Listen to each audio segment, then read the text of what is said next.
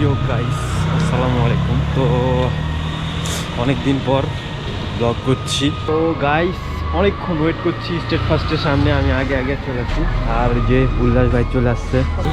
এখানে আজ গত দু একদিন ধরেই তীব্র শীত, এমন শীত যে শীতের চোদনে আমরা দাঁড়াতে পারছি না।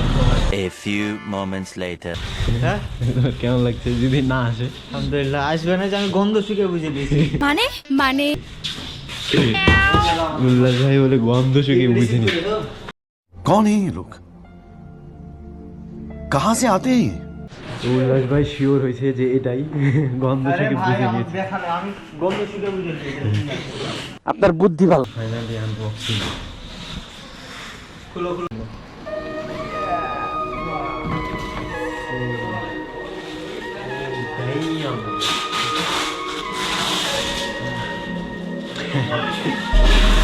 ভাই জুস লাগতেছে।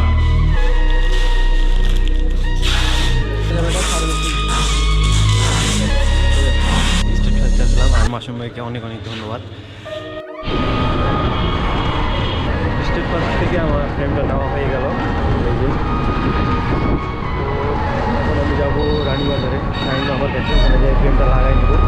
ইনশাল্লাহ ভিডিওটা দেখতে থাকবো, আর সাইকেলটা বিল করার পর এটা রিভিউ দেবো। তো ইয়া,